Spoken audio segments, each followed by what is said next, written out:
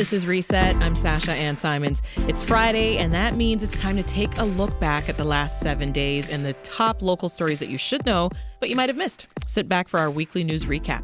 Brandon Johnson takes over City Hall as Chicago's most progressive mayor. We have to invest in people, and we have to do that without breaking the backs of working people with fines, fees, and property taxes.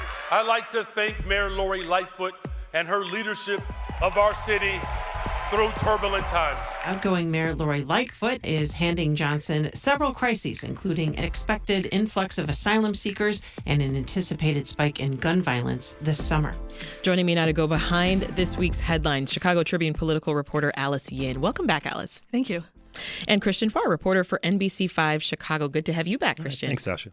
And also with us, WBEZ senior editor for politics and government, Angela Rozas O'Toole. Hey, Angela. Hello. I want to give a special shout out to the folks who are watching us break down the week's news live right now. Let's wave, folks. They're on WBEZ's Facebook and YouTube pages. Hello. You can also watch the live stream on Reset's Facebook page. All right, so it was a big week, as you just heard, for Brandon Johnson. What were some of the main takeaways from his inaugural address? Alice, why don't we start with you? Yeah, I think the tone he struck really kind of resembled the change and just attitude in the entire city from 4 years ago, whereas, Mayor Lightfoot came in and had really a tone of, we're going to clean up shop, we're going to go after the bad guys. And Mayor Johnson really wanted to talk more about unity, optimism, and just city just coming together after a really divisive 4 years. Mm-hmm. And we kind of did still see the theme of progressive change and more anti-establishment themes, but overall he is going to, I think, try to lead with trying to make people come together. Yeah, Christian, I tweeted earlier this week, this man has taken us to church. Did you feel that way? I did. He's the preacher's son. So, I mean, he really was at the pulpit during that speech. I was outside, so I had to listen to it afterwards. But he really spoke of hope. That's what a lot of people heard from him. And, of course, we know this is a continuation of what Lightfoot has already done, of course, going all the way back to Mayor Harold Washington days. So, now it's time to get the work done. He's got a lot that is not working in his favor. He doesn't have a whole lot of money, and he's got a lot of ideas, a lot of social ideas that he really wants to improve community and things of that nature. So it's going to be a bit of an uphill battle, but he seems to have a lot of support on his side so far. He says he's ready. You know what else sticks out to me, Angela, is that repeated mention of the soul of Chicago. Mm-hmm. Remember that? Mm-hmm. Yeah, he's definitely tapping into, as you said, his preacher days, which we saw a lot of on the campaign trail. He's talking about this unity, and he's got to talk about the unity, I think, from the perspective of such a close race winning. I've found that what struck me as interesting was the definitely a difference of tone when it came to the city council, with Mayor Lightfoot turning around and basically calling out the alderman she was going to have to work with for the next 4 years, and being like, I can't remember what her words were specifically, but it was about reform and about change. You remember, Christian? To them. Oh, I will never forget that. Yeah, she went right after him immediately. I mean, it was just amazing. Now, he's got his plate is full. I mean, you've got this migrant issue. What are you going to do with that? And that's something that was kind of unexpected. Oh, yeah. But what he did instead was turn around and applaud them. It was a very different tone. It was a very different moment, and I think he's looking for that consensus from the alderman in a way that is maybe different. And part of that might be the mandate of her lopsided win versus his very close win. Right. Well, how were the crowds on Monday, Alice? Did a lot of people show up at UIC for the inauguration? Yeah, definitely thousands there, and a notable presence of unions, throughout the speeches, throughout the performances. There were chants of CTU, CTU, and SEIU, his biggest labor supporters. The Johnson administration's distancing itself from a tax plan that includes new taxes on the wealthy, as well as big cuts for police. What are the details of that, Alice? Yeah, so it includes just a bundle of, in total, $12 billion in both new revenue and just cuts to the budget.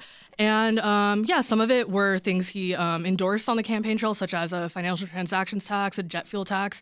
Others were things he did not support, but were kind of tied to him anyway, such as the city income tax on people earning $100,000 or more. But I see it as less indicative of where his administration is at, and more about this push and pull that's going to be a theme throughout his administration of, the progressive, the labor groups that supported him, and the actual people in charge at City Hall, and the realities of, governing in an elected office. Yeah. How was the business community reacting to this proposal? They did not like it, but doesn't sound like something that would make them happy. Yeah, but it sounds like they don't seem that concerned about it, and they're just waiting to see what Johnson's administration would actually do, if anything, about it. Yeah. What about you, Angela and Christian? I mean, how controversial does this plan that's being floated around sound to you? Johnson has been tied to this, quote, city tax thing from the beginning, and his administration keeps pushing back, saying, that wasn't our idea, but it was looped into this entire sort of working plan. I think it's really interesting that this week, despite saying it's not our idea, they've also not completely ruled it out. It may just be too early. Look, what we're facing here is a potential funding crisis in his administration, and there's no denying that. Yeah. We've got a lot of federal money that's been buffering the administration, Lightfoot's administration, and he's going to face a real reality of financial crisis within his potential term. So I think they have to be realistic, and they're trying to be realistic about not overpromising or underpromising on any of these things. But obviously, any of this would need to come through City Council to get these kinds of budget things done. Mm-hmm. Yeah, and to that end, Alice, many of the ideas in the proposal, they require approval from Springfield, right? So. Right. Governor Pritzker already says he opposes the financial transaction tax. So again, how likely are we to see any of these changes actually happen? I think that specific tax probably is at the bottom of the list of most likely to happen. I think also, the city income tax, there have been a lot of concerns raised over just having a flat standard of $100,000, but you can't enact a graduated structure without, changing the state constitution, I believe. So that also, is fraught in terms of being realistically implemented. Yeah. But to Johnson's credit, he does seem to have a better working relationship with Springfield going in than Lightfoot did. So maybe some push and pull could be made. Yeah.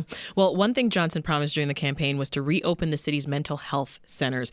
Now, he shared that his own brother's painful mental health crisis, he talked about that in his inaugural address. Let's listen. Because people like my late brother Leon, who died addicted and unhoused, if only there was treatment. I want to make sure that no one ever has to suffer because they do not have access to mental health services. And people have told us no for too long. It's a matter of life and death. So let's bring together the private sector, the public sector, the county, the state, and the federal government to find the best solutions for delivering these services, including reopening our mental health care centers across the city of Chicago. Alice, how big of a challenge is it going to be for the mayor to get these mental health facilities reopened? Legislatively, I'm not sure it's that much of a challenge. I think it's more just the more philosophical question of whether that is the right path for the city. Because Mayor Lightfoot, she also endorsed this on the campaign trail 4 years ago and then backtracked. And she gave a moderately cohesive explanation of why, saying we can make much more impact if we fund through quote unquote private or nonprofit clinics. And the numbers towards the end were showing these clinics did not serve as many people as we could have. But on the other hand, there is this question of, do you want the purpose of government to serve its most vulnerable residents, and I think that is what really awakened the imagination of progressives. Yeah. This is Reset. I'm Sasha-Ann Simons. We're going behind the headlines in the weekly news recap with Chicago Tribune's Alice Yin, NBC-5 Chicago's Christian Farr, and WBEZ's Rozas O'Toole. A reminder, you can watch us break down the news right now. We are on WBEZ's Facebook and YouTube pages. You can leave us a comment or question. Talk to us in that YouTube chat box, and I may just read what you have to say about the stories on the air. Let's jump back to something Christian brought up earlier, which is this migrant crisis, right? Another challenge on Mayor Johnson's plate here is the influx of migrants who have come to Chicago. He spent his first day in office visiting facilities that are housing asylum seekers. Where did he go, Alice? I believe he went to a police station in Little Village and then a separate center run by a nonprofit in Pilsen. Do you know if he talked directly with asylum seekers? I didn't view that part of the footage, but he definitely did walk inside and, greet people inside, so probably. Yeah. Any thoughts of whether he might have come out of that with some new ideas or solutions? I think we're looking for solutions here. Well, I think you got to figure out what you're going to do, because this is not stopping. You still have, migrants coming from Texas, places like Florida, and they just come up.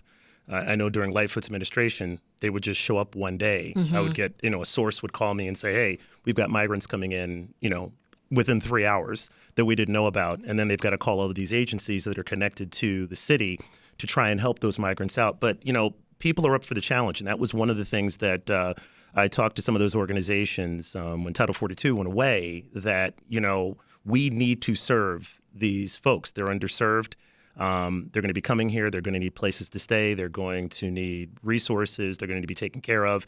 And it's sort of the idea, at least for those who want to serve that community, we're up for the challenge, but we also need some funding. So they're kind of going to the Biden administration saying, hey, we're going to need some federal dollars to be able to take care of this, because the city is stretched thin.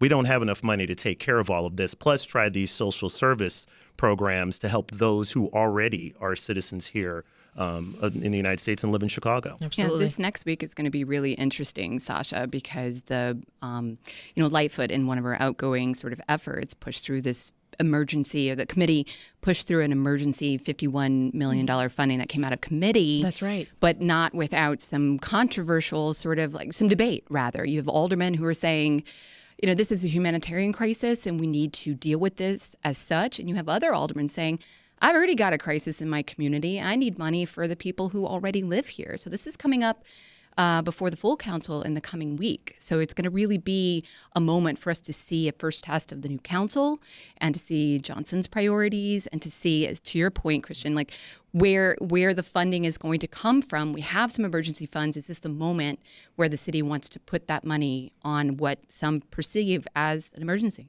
Let's talk about something you covered this week, Christian, because another challenge facing Johnson is crime, as we know. You covered an alarming incident. It caused an insane traffic backup on Tuesday. Yeah, that was a shooting on 290. We still don't know all of the details. 2 people shot, 1 deceased. We're not even certain if another car was involved, so we're not 100% on the details there, but, backed up 290 eastbound into the city. We're already dealing with, the construction season that has finally started here in Chicago. We've got, it's bad on the Kennedy right now, especially heading inbound. And we've had expressway shooting after expressway shooting. And I think even the numbers got skewed a little bit. At some point, somebody was reporting 60 expressway shootings so far, but maybe in the 40s or something like that. And there's a task force handling this. So in the few details that we have, we don't know who the shooters are or the motivation? Don't know. Yeah, and we don't know the motivation of it. But, as soon as this thing happens, and it happens, at a prime time, it was in the morning, probably right after rush hour kind of slowed down, but then kind of fed into the afternoon rush. And so that creates a great deal of backups, but it's also a safety issue as well. I mean, we bumped into an individual who had already been in his own expressway shooting 2 months ago that still hadn't been investigated. And he had the bullet hole in the back of his car. This is just a constant story that I've been doing in the 14 years I've been at NBC that doesn't seem to be going away. And so, that is something that's part of the Johnson administration, this ongoing violence that doesn't seem to be sort of reducing, and there's a lot of effort in trying to help it, but what direction are we going to go in? He's inherited quite a bit. I want to go back to Monday's inauguration. Shortly after Johnson took his oath, Fred Waller took an oath to be the interim police superintendent. What are you all hearing about him and just his credentials and what he might prioritize? I think he said himself in the press conference when his pick was announced, he says, I know I'm old school, but, I'm old school with integrity, et cetera, et cetera. So I think his choice was, approved by most of the rank and file who thought that showed that Johnson cared about continuity and cared about someone with experience in the police department. But it still, remains to be seen where the bench will go for the permanent selection, and just in general how he will lead the police department after, a pretty divisive campaign. Yeah, folks on your desk paying attention to Waller, Angela.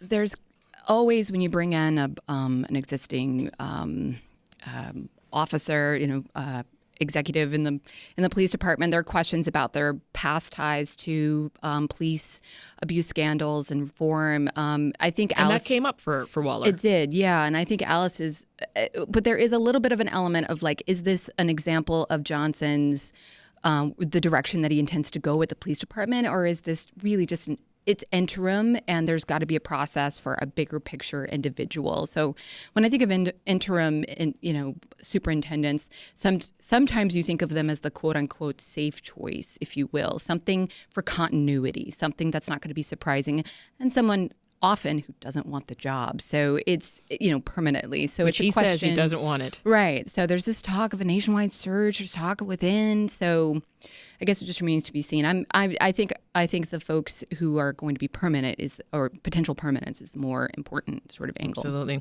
Also at Monday's event, Mayor Johnson paid tribute to 24-year-old police officer Ariana Preston. She was killed in an attempted robbery. Hundreds of mourners gathered on Wednesday for her funeral. That was just heartbreaking to watch. Johnson did point out that the deaths of young people killed by police is a tragedy. The tears of Adam Toledo, his parents, the tears of Adam Toledo's parents are made of the same sorrow as the parents of Officer Preston's parents. What did everyone think in that moment when he made that connection? His line of thinking there, is it in line with how you think the general public might be feeling? I thought it was one of the more striking lines of his speech. Yeah. And I feel like while, the consensus is divided on the justification of that police shooting, I think people throughout Chicago do relate to, the plight of family members, his parents, who, while they might have not been perfect, lost a son. But I think, immediately there was a strong reaction from the police union president, who is divisive himself, but he kind of interpreted it to be like an opening salvo, I think is what he said.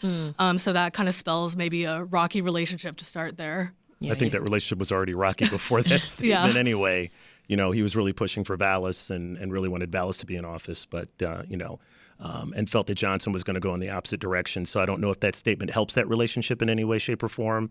I think you have to wait and see exactly what that relationship between police and Johnson is going to end up being. Because you do have a large number of African-American officers who are on the police department as well that may be in support of Johnson. There are probably quite a few white officers as well that are in support of Johnson. And so this has just been on racial divides for a very long period of time. Yeah. We kind of have to move in a different direction and try to figure out how we can solve this problem without always bringing sort of race into it. Mm-hmm. That's a good place to take a pause. That's NBC-5 Chicago reporter Christian Farr. We've got the Chicago Tribune's Alice Yin and WBEZ editor Angela Rozas O'Toole. They're going to stick around, and we hope that you do too, because guess what? There's more news to get to. But first, we will check in with Lisa Lavis. Chicago's getting federal help to move unsheltered residents into permanent housing. Sasha, this plan is part of the Biden administration's larger goal to reduce homelessness by 25% by the year 2025. The White House says the All Inside initiative will partner the U.S. Interagency Council on Homelessness with state officials in California and local governments in 5 major cities, and of course, including Chicago. Officials say the administration is offering tailored support for 2 years. Chair Jerome Powell indicates the Federal Reserve will likely not increase its benchmark interest rate. The Fed is meeting in June, and this not increase will happen for the first time since the Fed began raising its key rate 14 months ago to try and fight high inflation. Powell providing some clarity there about the Fed's likely next policy move. The WNBA is opening the regular season today. Brittany Griner and the Phoenix Mercury are visiting the Los Angeles Sparks. This is the first regular season game for Griner since she was detained in Russia on drug-related charges. Griner returned to the U.S. in December after being part of a high-profile prisoner swap. Meantime, the WNBA Sky opening the season against the Lynx in Minnesota. They're on the road for a few games and then back in Chicago next week.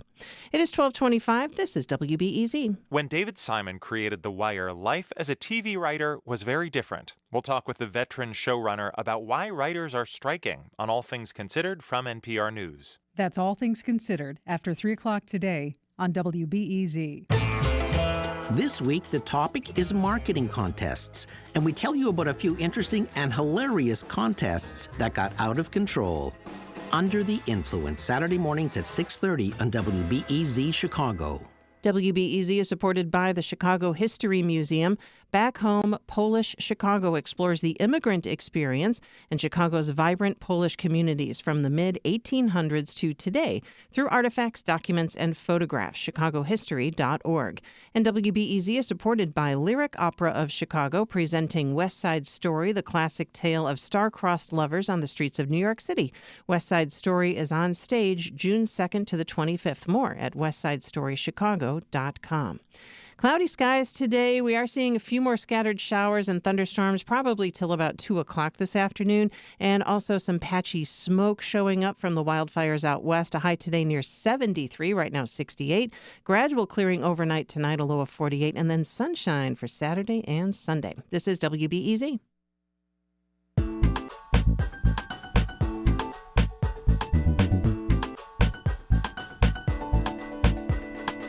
I'm Sasha-Ann Simons, and we're back now with more Reset and more of our weekly news recap, which, by the way, you can watch right now on WBEZ's YouTube page and Reset's Facebook page. Speaking of social media, I want to remind you that your favorite radio show, which is this one, we're on TikTok. So if you are on there too, give us a follow later on, though. Not now. We're busy. We're at WBEZ_Reset. All right, let's jump back into the news. Today was supposed to be the final session day for Illinois lawmakers, but it'll take a bit longer to push a state budget over the finish line. Lawmakers missed a key deadline to move budget bills. At the same time, lawmakers are grappling over health care for undocumented immigrants. Illinois is ready for a third airport. This is clearly an opportunity and a step in the right direction for us to move forward and to revitalize the Southland. For the last 10 years, lawmakers have tried to get an airport built in Moline County. The idea passed yesterday would require the state to find partners for construction. Our panel today, Chicago Tribune political reporter Alice Yin, Christian Farr, reporter for NBC-5 Chicago, and WBEZ senior editor for politics and government, Angela Rozas O'Toole. Okay, Angela. Lawmakers in Springfield, they've been trying to wrap up the spring legislative session, but to do that, they've got to take care of one last important piece of business, which is passing a state budget. So how likely is that to happen today? Ooh. It's Friday. Not likely. No. Just because we know procedurally there are some votes that have to happen in order for that to happen, and that didn't happen. Okay. So, will they go through the weekend? Will they? There's indications that we're hearing from the State House right now from our reporters out there that it's more likely next week, maybe even toward the end of the month. So there's some deadlines here that are set by state statute that you have to pass a budget. I think it's officially fully by June 30th. But if you pass it by June 1st, you could do it with fewer votes. So there's a real urgency. It's why every State House political reporter ends up working Memorial Day weekend for Kingdom Come, because that's kind of like where the power seat usually lies. They're trying to get that through by that date. So we should be seeing some fireworks over the next week if they're not going to get things done today, which does not seem to be happening. Not likely. One obstacle has been a program that would provide health care for undocumented residents. What happened with that? Yeah, so this is interesting. Illinois has actually been expanding access to health care for undocumented immigrants for the last couple of years. There is health care through a state program. First, they did it for seniors, and then that was back in 2020, I think. And then last year, they expanded it to people over the age of 42, I think, 42 and older. And now they're coming back, and with this influx of migrants, with the healthcare needs, there's this effort to try to expand healthcare for the ages of 19 to 42. But what's the sticking point right now, as we understand it, is how much is that going to cost? So there's estimates from advocates for it that it's going to cost about $200 million. There's some reports, however, from the state that says it's going to be twice that. So this is brewing to be a big battle over how much of this they want to expand and how much they want to do now, how much might be later, and who's going to back that and how much it's going to cost. There's some expert testimony, however, on the other side that says by providing this kind of basic level health care now at the upfront, you end up saving money in the long run. You reduce the amount of emergency care. But this is this sort of like long-standing battle of providing free health care for people who can't afford it, and whether it costs more now or more later. I see. Well, I want to walk through some of the bills lawmakers have been working on. Let's start with the one that would mandate pay transparency. Oh, yeah. What an interesting one, right? So if you ever wondered, my face lit up how much you pay transparency. How much is that new job I've been thinking about getting? Well, this is the bill for you because this mandates transparency in how jobs are posted. So for every firm that's 15 employees and more, you need to put a pay scale and descriptions of what that pay entails, including things like benefits, like, your big bonuses that you get, Christian, your $1 million bonuses. Sorry, and how do you spell bonus? That's supposed to be included on that. And so there was a little bit of wrangling over what this could potentially cost, but it essentially did get passed, and it's up to the governor to sign it. There's one little asterisk, of course. This would go into effect in 2025. So if you're looking for a new job between now and then, you may not expect it. There's some other teeth to it, though. Violations for not doing this could result in investigations by the Department of Labor. You can report that job that you wanted to get in a couple of years and say they're not doing some pay disparity. And the idea here is to account for the potential for pay disparity. I see. And, like folks getting paid different amounts for the same kinds of jobs. And this passed in the House? I think it's gone through both, yes. Through both, okay. Okay, awesome. A bill that passed, Christian, that will impact gun manufacturers. Tell us about that one. What should we know? Yeah, this is the Illinois Senate passes a bill to create a firearm industry responsibility act. Big deal. And so what this would allow the Attorney General's office to pursue the firearm industry for civil liabilities. And, there's a lot of issues out there with the gun industry. And of course, when we're talking every time we have a mass shooting, this all seems to come up. So they talk about 3 different failures. One of those failures being with the industry is to regulate the sale of guns, especially when it comes to straw purchases. We always talk about this as being a very big deal. Of course, the Republicans kind of pushing back on this because this is a Democratic-led effort. And of course, they feel it's just really a blank slate for wherever the office holder happens to be to go and do whatever they want to do as it relates to this bill. That's how the government runs. We're supposed to restrain it. And this act is a step in the wrong direction. The other thing that they also want to do with this, because it's 3 major things, the second thing is the marketing of guns to children under the age of 18, and the third is the marketing of guns referencing illegal use, such as showing somebody using a gun for paramilitary purposes, which of course, might inflame someone to go out, buy a gun, do something nefarious. So this is a way to sort of control gun sales in a certain way. We'll see how it goes, but I know this was a big push by Kwame Raoul. Yeah, a significant change to the current law, it sounds like. So, Alice, here's where we see how many car puns I can fit into one question. So let's turn to a bill that Uber and Lyft tried to put the brakes on. It didn't stall, though, instead making its way through the House and Senate. Can you get us up to speed? Yeah, so this would just be a bill that would hold rideshare companies liable if harm came to their passenger in addition to the driver. And I think this is just a continuation of this evolving dynamic we have where rideshare companies were initially pitched as this, cheaper alternative to taxis and cabs. And we're seeing them starting to lose some of their control over not having as many regulations and stuff governing them. And now it remains to be seen where the landscape goes from there. Yeah, these are common carrier safety standards, they say. And let's shift to some good news here, Angela. For those who are thinking about college, lawmakers passed a bill that's guaranteeing credit for community college.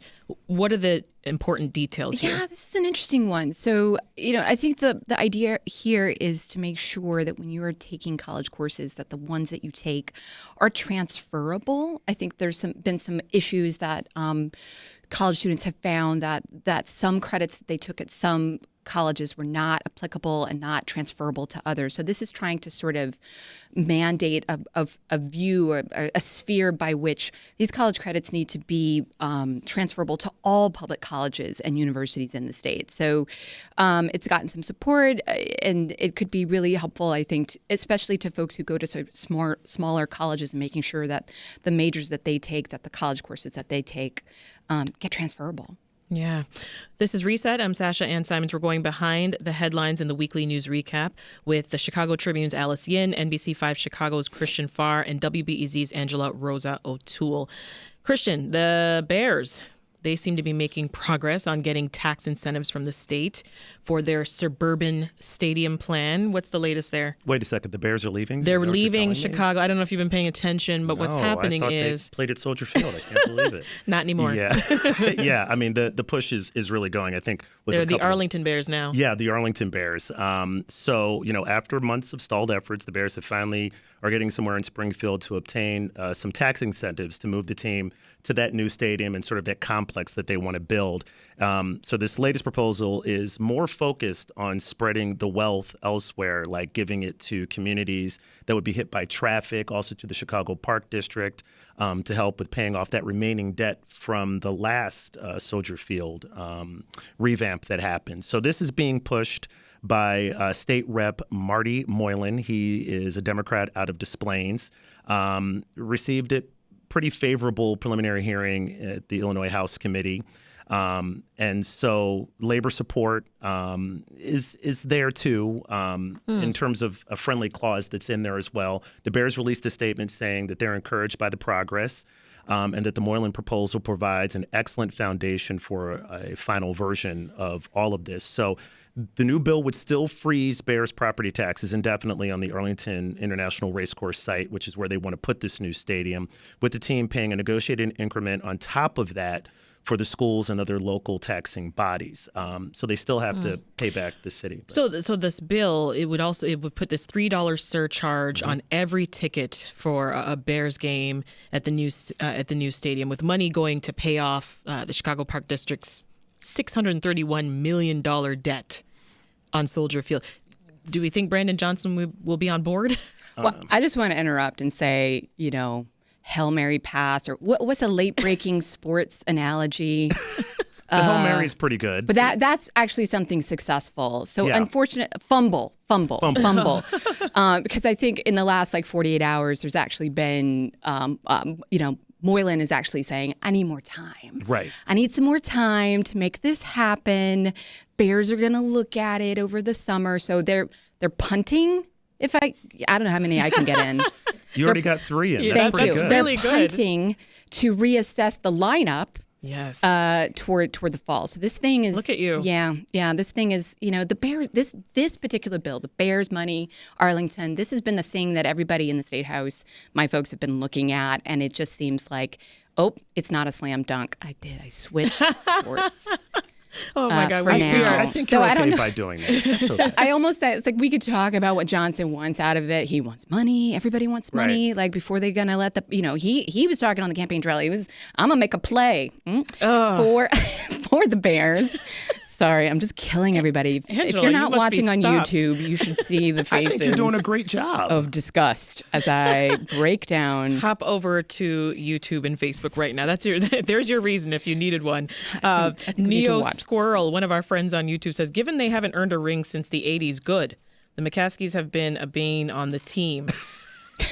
Jose Fernandez Jr., hey, Jose, says, no matter where they go, they will always be the pride and joy of Illinois. Doesn't have to be Chicago. See, Christian? That's a big thinker. Come on. Oh, be more like Soldier Jose. Field, maybe. I don't know. I'm not from here, so I'm not a diehard Bears fan. So I get it. I understand why they want to go to Arlington. I get it. All right, more business to take care of, Angela, and we're going to stay in Springfield. Lawmakers passed a bill that would prevent anti-abortion pregnancy centers from using deceptive practices. This is interesting stuff here. What's happening? This is really interesting. Illinois being a safe sort of harbor state for abortion, but there are still, plenty of pushback across the state. What we're talking about here are these sort of clinics and individuals who stand outside of Planned Parenthood, or maybe they build clinics across the street from Planned Parenthood, and they're called crisis centers. Mm-hmm. And the idea behind the crisis centers is to try to give alternative options for women and people who are pregnant who may be showing up for an abortion. What this law is intended to do as the framework is to crack down on deceptive practices by these organizations. There was talk about how you might stand on a corner and have a clipboard, and when somebody drives up, you're like, oh yeah, you need to go over there and sign up, and they actually send them to a crisis pregnancy center where they would try to attempt to convince them not to persuade them to. Right. So that's what this bill was intended to try and tamp down on or to eliminate. The pushback from conservatives and others is, give me the evidence of this actually happening in Illinois. Is this really happening that they're going to this extent? And why are we passing a bill doing this? And they're also claiming First Amendment rights, saying we have a right to stand on a sidewalk and try and discourage people from going to abortion clinics. And so there's this sort of question of where will the line be drawn between what is perceived to be a deceptive practice, how are you going to mandate that, and what could that mean? So lots of questions about this, but it's sure to get support from the governor, who has been very pro-abortion. Yeah, it's rights. almost all the way. We just need that signature from Pritzker. Christian, a decades-old idea to add a third area airport. That seems to be taking off. Yes, it is. General Assembly approving the South Suburban Airport bill. And so this is going to be near Peatone in Will County. It's a big boost. Came Wednesday night when the Illinois State Senate approved a bill that requires the Illinois Department of Transportation to solicit proposed designs from developers. So there is still some pushback from environmentalists about this proposal, and they oppose the airport, saying that it's going to damage the tall grass prairie that is there, saying that the habitat is especially important for grassland birds whose populations are rapidly decreasing. So this is one of the reasons there's pushback. But Congresswoman Robin Kelly really pushing this airport would be in her district. And so it's a cargo airport, even though it's being pushed for air travel and domestic and global freight cargo, but really for cargo travel as well. Governor not as committal on this just yet. He is quoted as saying, what you don't want is if you build it, they will come. Just building the thing and hoping that they will show up to essentially pay for the airport.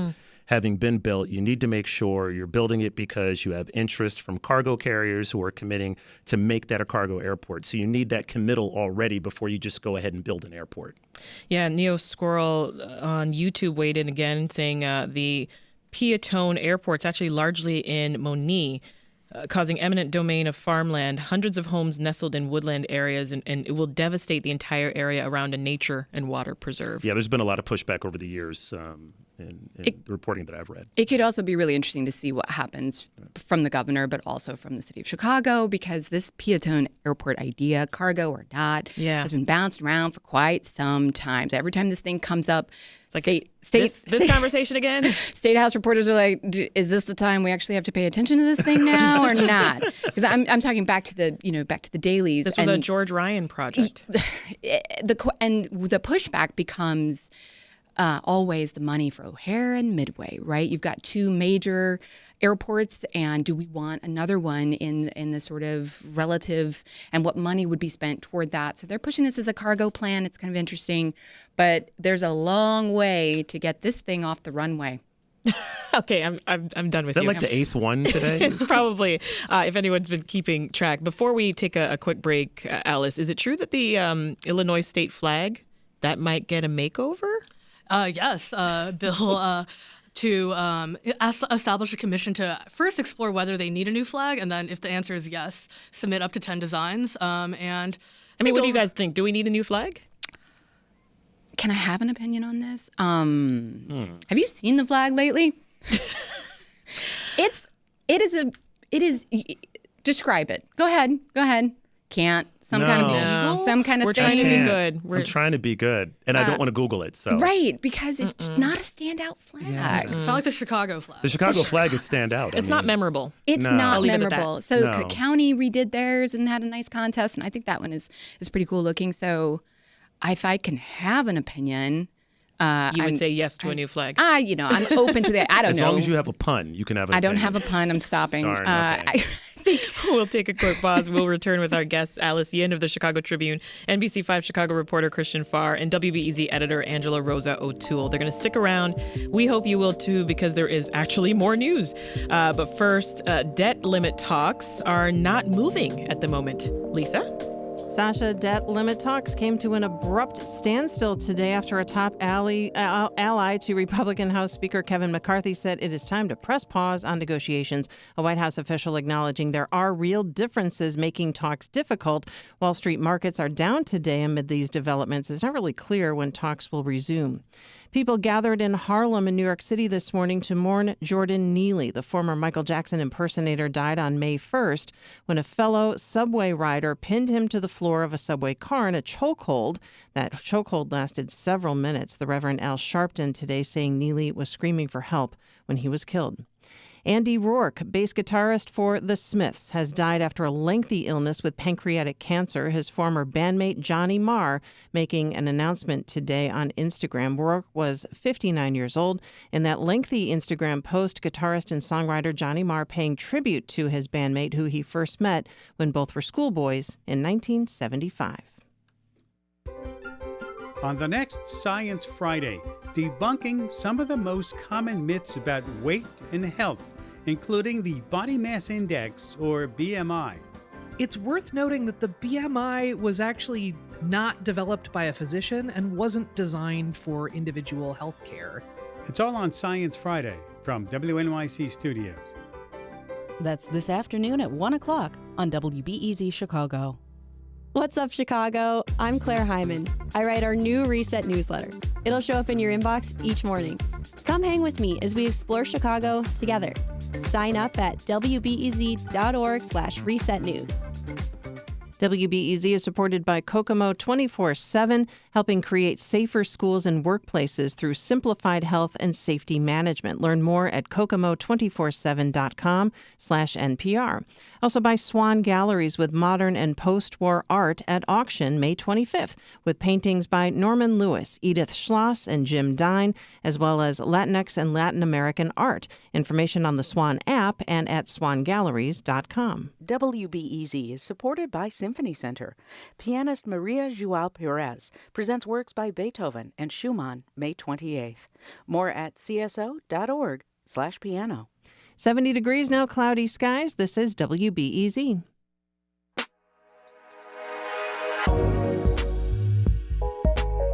This is Reset. I'm Sasha-Ann Simons. If you're just joining us, it's our weekly news recap. And with me are three world-class local journalists, Chicago Tribune political reporter Alice Yin, NBC-5 Chicago reporter Christian Farr, and WBEZ senior editor for politics and government, Angela Rosa O'Toole. We are still live on WBEZ's Facebook and YouTube pages for those who prefer to watch the shenanigans. All right. This week, the U.S. Supreme Court weighed in on a challenge. Alice, this is to Illinois' assault weapons ban. So much back and forth here. Give us the latest. Yeah, so the U.S. Supreme Court declined to issue an emergency injunction to suspend the ban, which doesn't necessarily mean they're weighing in on either side, but it just means that they're going to let the arguments continue in the Illinois Supreme Court and lower courts before they and see how it unfolds. So yeah, that's ongoing right now. Yeah. I want to turn to another story, Angela. This one's by our WBEZ colleague, Dave McKinney. Power company ComEd is paying legal bills for two former executives who were recently convicted of bribery. Yeah, so it's the parent company of ComEd, Exelon, that has been paying throughout the trial that just ended a couple weeks ago. Right. Two top executives were found guilty of this bribery scheme, and Dave dug in and said, who's paying their legal bills? Well, it turns out it's Exelon, the parent company, which is interesting because, there's this argument. ComEd went into a deferred prosecution agreement, fancy words to say we did it, but please don't prosecute us, paid up $200 million in fines, saying that they had taken part in this bribery scheme. That was a couple of years ago. And ever since then, however, the individuals who were charged in this scheme, because of a contract that they have, an indemnity clause, Exelon has to pay their legal bills. The question here will be who pays for it in the end. Exelon claims not you and I, not the ratepayers. And then the second question, they've been found guilty. There's going to be an appeals process. This costs millions of dollars to defend these individuals. If nothing happens and they stay guilty, will Exelon then try to claw the money back and get it back from them? Some corporate do-gooder types say this is what you should do to sort of show that like you can't commit crimes and then have your company pay for you and your legal defense. Others say, it could be really, really difficult. Well, you know what folks are asking online right now? Our friend Shamrock Bloom says, how is that legal? How's it legal to It's just bananas that ComEd is paying those legal bills. I mean, it's again, it's the parent company, but it's part of contract. We're not guilty until proven guilty. Yeah. So they're defending their own employees for acts that happened during their employment. So they're not representing them on a murder trial. They're representing them for wrongdoing alleged to have done while they were in office. So you can see it, but it definitely is. It's costly, and there are no laws that prevent them from doing that.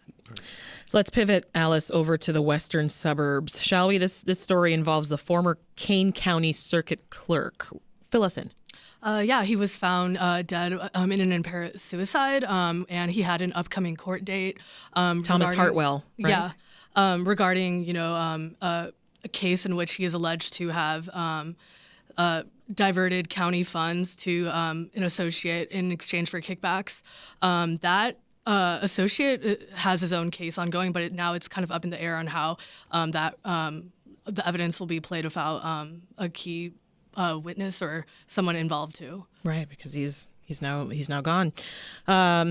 Christian, something else that you worked on this week that I wanted to touch on. This has to do with fentanyl overdoses.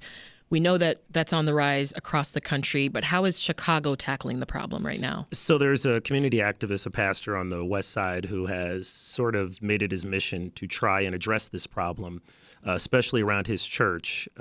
He has photographed people who he has identified as having a drug issue. And you can just tell that by the way they look and how they're walking down the street. And so he really wants to try and help this problem rather than arrest people out of it, which is what we've kind of stopped doing. And so he's put together a survey with the help of certain federal agencies, and he's going to the community and asking them to answer the survey. Do you witness opioid fentanyl use? What are the effects? Things of that nature. And he's going to take that back to those federal agencies and hopefully figure out solutions. If it's to try and figure out more drug treatment centers, trying to figure out how we can slow down fentanyl going into these communities because it's not produced there. And so he's trying to create some sort of solutions to end this problem that he's been seeing just grow in the past few years. And we know that certain communities in Chicago have drug problems, and so that they need to be addressed because, people are just possibly dying on the street each and every day. And those numbers keep rising. I mean, we looked at some numbers for opioid deaths, and they nearly doubled between 2017 and 2021. They haven't even been able to compile all the deaths for 2022 and and of course not 2023 yet because we're not done. But the assumption is we're going to thousands, we're already no longer hundreds. Trending pretty high. Something else I want to touch base with you on, Christian, is this writer's strike. It's still going. Writers here, though, in Chicago, they hit the picket lines on Wednesday. Remind us why they're on strike in the first place. So, the old school method is that, writers would write for a show and they wouldn't have this downtime. They'd be contracted and be paid all the way through. But now with streaming coming in, which is changing our industry as well, we're streaming this. And so the pay scale has gone from one number down to another number, which is, of course, lower.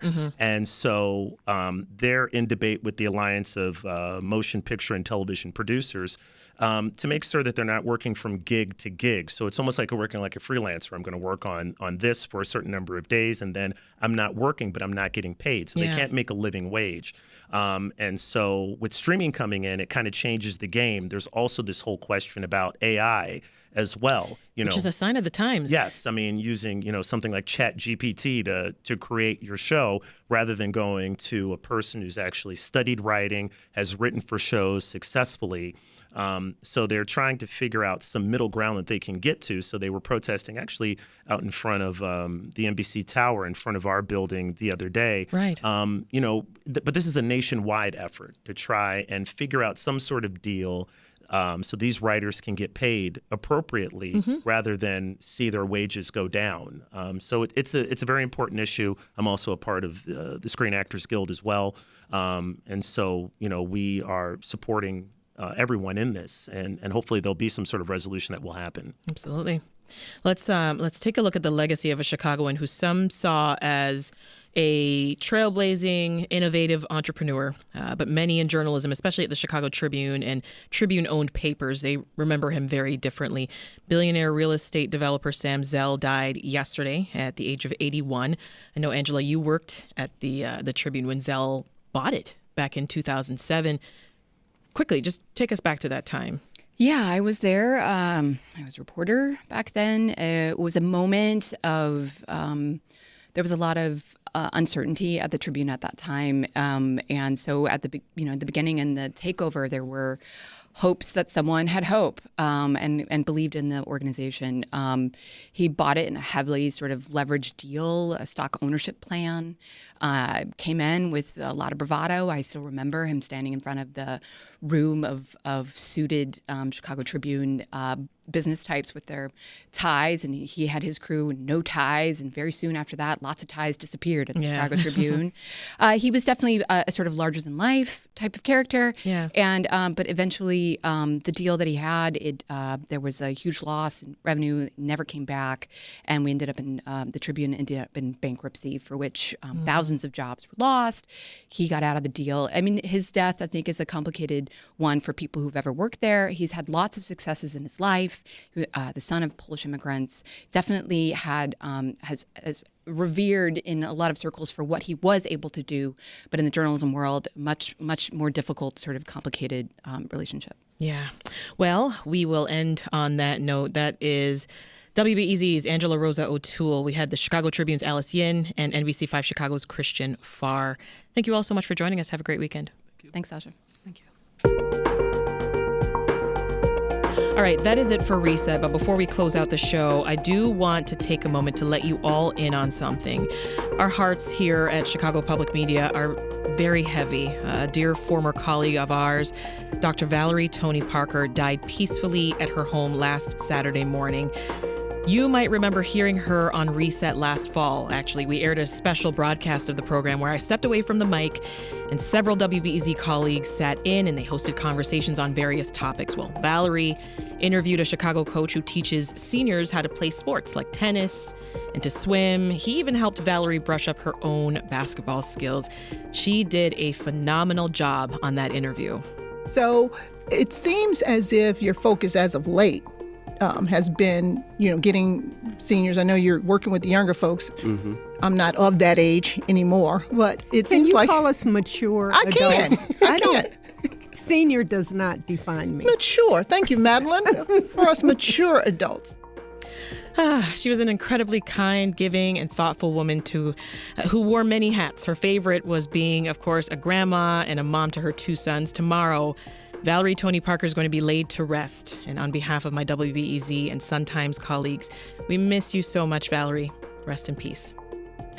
We will be back on Monday with more Reset. I'll leave it there. I'm Sasha-Ann Simons. Thanks for listening. Have a safe weekend, folks. We'll meet again soon. It is 12:58. Good afternoon. I'm Lisa Labas. You're listening to 91.5 WBEZ. Up next, it's Science Friday. Today on the show, we'll debunk some of